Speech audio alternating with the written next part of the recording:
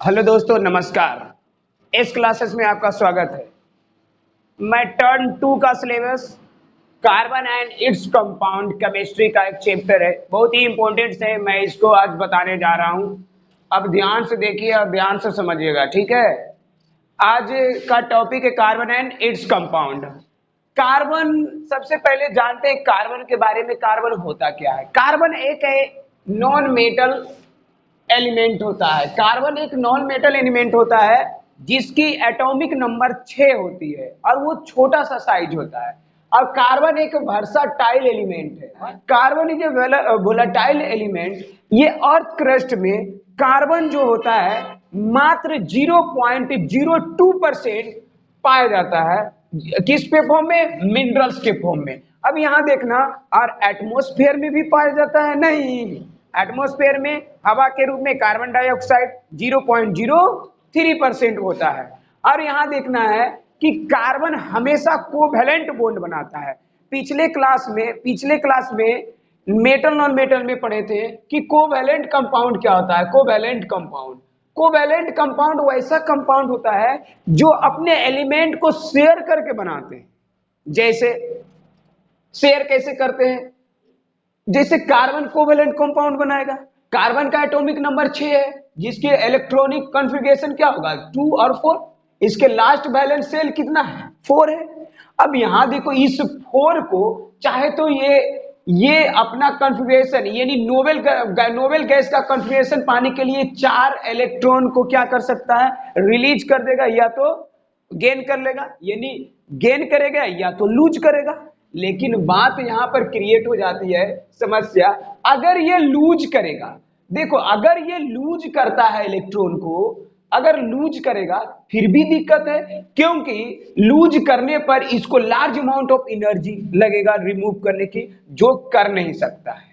अगर 4 इलेक्ट्रॉन इसको गेन करता है तब ये भी डिफिकल्ट होती है कि उसके न्यूक्लियस जो होगा होल्ड नहीं कर पाएगा। तो ये काफी बड़ा, बहुत ही बड़ा डिफिकल्ट होगा कि इसको गेन करना और लूज करना। गेन ना तो ये कार्बन लूज कर सकते हैं इलेक्ट्रॉन, ना ही तो गेन कर सकते हैं। नहीं, इसीलिए ये अपना इलेक्ट्रॉन को शेयर करते हैं। शेयर करके अपना स्टेबिलिटी को पूरा करते हैं, स्टेबल का स्टॉक। अब यहां ध्यान देना है कि तो नोबेल गैस का कॉन्फ़िगरेशन कैसे प्राप्त करेगा? ये शेयरिंग करके। यहां देखो, एक होता है it is difficult thus for an carbon atom either gain or lose electrons. Carbon attains the noble gas configuration by sharing its electrons. नहीं, अपना इलेक्ट्रॉन को शेयर कर लेगा। जैसे जैसे कैसे होता है, ध्यान से समझना है। जैसे पढ़ते होगे सहपाठी में, क्या होता होगा कि देख भाई, हम फिजिक्स का किताब ले लेते हैं, तू केमिस्ट्री का ले ले। जब हमको जरूरत पड़ेगा फिजिक्स का तो हम तुमसे मांग लिया करेंगे, जब तुझे जरूरत पड़ेगा केमिस्ट्री का तब तुम मुझे मान ले लेना। तो बोला अच्छा, ज्यादा पैसा काहे लगाओगे, चलो दोनों के पास सफिशिएंट पैसा है, ही इतना ही है। तो क्या करेंगे, जब हमको केमिस्ट्री की जरूरत पड़ा तो मुझसे ए देखो जी, केमिस्ट्री का हमको बुक दे दो।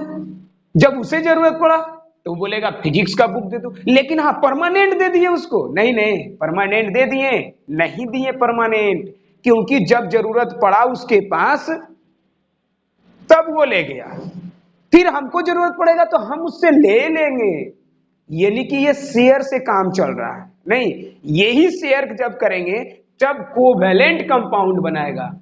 यानी कोवैलेंट कंपाउंड, समझ गया? यानी अपना इलेक्ट्रॉन को हमेशा के लिए नहीं देगा, वो कुछ समय के लिए देगा। यानी कि जब उसको जरूरत पड़ेगा, यानी शेयर करके दोनों काम चलाएगा। एक ऐसा होता है, एक आयोनिक कंपाउंड के बारे में जानते होंगे कि आयोनिक में क्या होता है कि कोई मेटल अपना इलेक्ट्रॉन को लूज करते हैं और नॉन मेटल अपना इलेक्ट्रॉन को गेन करते हैं।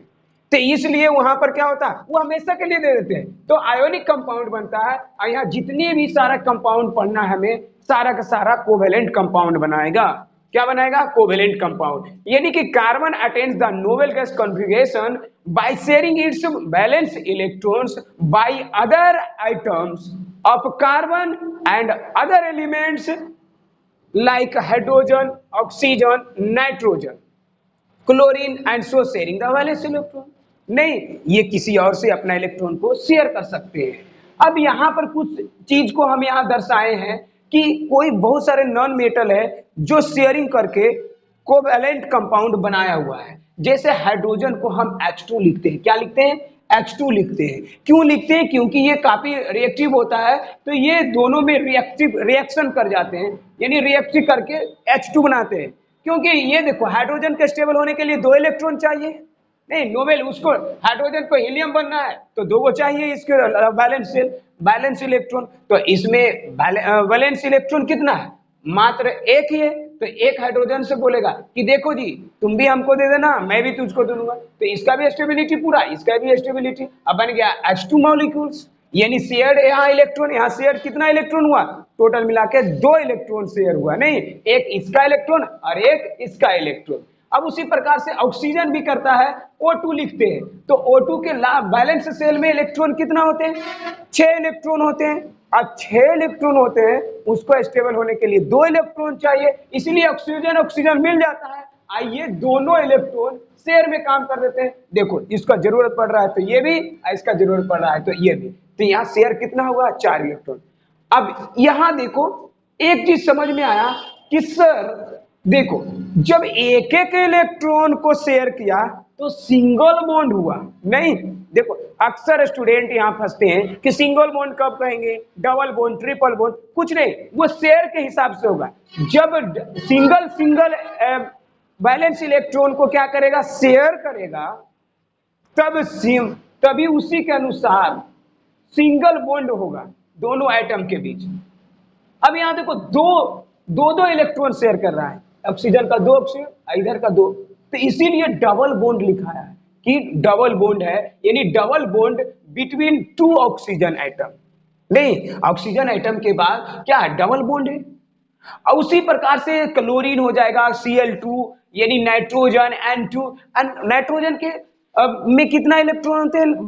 बैलेंस सेल में कितना होते हैं? तो इसमें देखो, नाइट्रोजन संख्या नंबर पर 7 है, तो 2 और 5, तो 5 ही, यानी कि वैलेंस इलेक्ट्रॉन 5 है। इसको चाहिए 3 इलेक्ट्रॉन और स्टेबल होने के लिए, तो 3 इलेक्ट्रॉन को शेयर किया। देखो 1 2 3 इसका 3 है और ये, और ये जब जरूरत पड़ा ये क्या कर लिया? देखो 3 और 3 6 और 2 8, तो इसको स्टेबल तो बन ही गया ने, फिर इधर से भी स्टेबल बन गया, तो N2 मॉलिक्यूल बना गया। नहीं, दोनों काम चला रहा है अपना, तो इसीलिए देखो 3 इलेक्ट्रॉन को शेयर किया, इसीलिए ट्रिपल बॉन्ड है। समझ में आ रहा है? यहाँ पे ट्रिपल बॉन्ड है। आज तक ही नहीं समझ में आ रहा था ट्रिपल बॉन्ड सिंगल बॉन्ड क्या होता है। यानी एक इलेक्ट्रॉन शेयर करेगा तो सिंगल बॉन्ड, 2 इलेक्ट्रॉन शेयर करेगा डबल बॉन्ड, 3 इलेक्ट्रॉन को शेयर करेगा तो ट्रिपल बॉन्ड। सिंपल है। यानी कि इसीलिए यहाँ पर जो भी है ये लिखा गया है, लिखे हैं, सेम चीज बताएं जो वही लिखा हुआ है, ठीक है। उसके बाद देखो, जो कार्बन के बारे में बता रहे हैं, तो कार्बन एटम्स के बारे में पढ़ेंगे, जो versatile nature of carbon atoms होता है। अभी भी ऊपर सबसे पहले में लिखे थे कि carbon is a versatile nature, क्योंकि इसका 2 प्रॉपर्टीज होता है कार्बन एटम का। कितने प्रॉपर्टीज? 2 मेन प्रॉपर्टीज होता है। इसमें सेल्फ कॉम्बिनेशन का प्रॉपर्टीज बहुत जबरदस्त होता है, यानी कि जिसको बोलते हैं कैटेनेशन। क्या बोला जाता है? कैटेनेशन। दूसरी प्रॉपर्टीज होती है टेट्रावैलेंट। टेट्रावैलेंट का मतलब क्या होता है? याद देखना, यानी कि enable carbon to form enormously large number of compound. ये बहुत ज्यादा कंपाउंड बनाता है, इसीलिए दोनों प्रॉपर्टीज पाया जाता है इसके पास, इसीलिए। नहीं तो यहां पर समझना है। अब सबसे पहले तो इतना ही मेन क्वेश्चन आता है कि कार्बन है जो अपना वैलेंस इलेक्ट्रॉन को क्यों नहीं लूज और गेन कर सकता है। ये तो स्पष्ट है, ये समझ में आया कि नहीं? क्योंकि वो क्यों नहीं कर सकता? एनर्जी लेवल के कारण। वो स्मॉल साइज में होता है, कार्बन बहुत ही स्मॉल साइज में होता है, और न्यूक्लियस के क्या होगा? जगह, न्यूक्लियस उसको होल्ड 4 इलेक्ट्रॉन के लिए, अगर 4 को आर भर जाए, मान लिया जाए कि ये डब्बा है, इस डिब्बा में पूरा भरा हुआ है, आप बोलेगा एगो का जगह, एगो को मान लिया जाए कैसू कैसू करके इसको घुसा लेंगे, लेकिन इसमें कहेगा 4 को और घुसा देंगे तो घुसेगा नहीं, घुसेगा, इसमें अटेगा ही नहीं। इसीलिए उसमें भी, इसमें एनर्जी लेवल का इसमें आता नहीं है, और साइज छोटा होने के कारण इतना कॉम्पैक्ट रहता है इंटरमोलिकुलर फोर्स, ताकि वो छोड़ता ही नहीं है, होल्ड किया हुआ रहता है।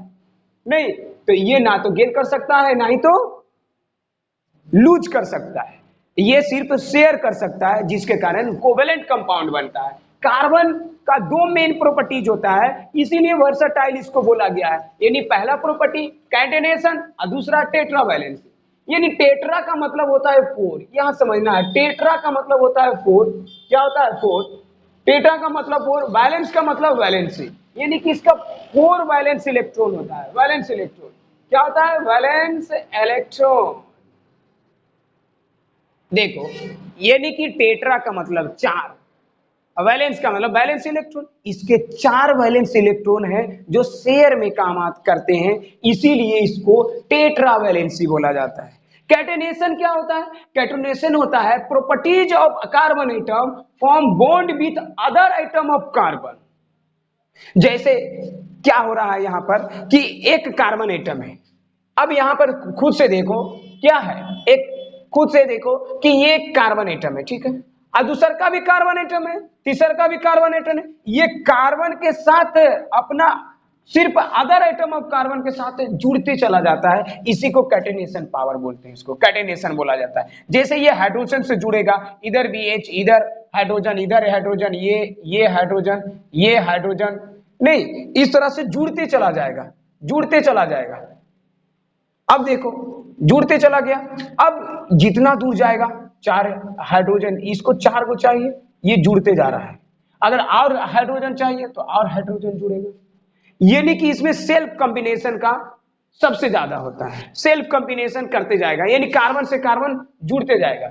यानी कि और इसका और कहीं तो हाइड्रोजन की बात होता है, यानी कि कार्बन से भी जुड़ता है, अगर कार्बन है इसको 4 चाहिए तो ये 4 कार्बन से जुड़ेगा, कितने कार्बन से? 4 कार्बन से। यहाँ भी C, यहाँ भी C कार्बन हो गया, इसको अब इसको भी 4 चाहिए, इसको भी 4 चाहिए, इसको भी 4 चाहिए, 1 2 3 4 हो गया, चारों इलेक्ट्रॉन को शेयर किया। अब इसको भी 4 चाहिए, इसको भी 4 चाहिए, इसको भी 4 चाहिए, अब इसको भी 4 चाहिए, C, ये इस तरह से बॉन्ड बनते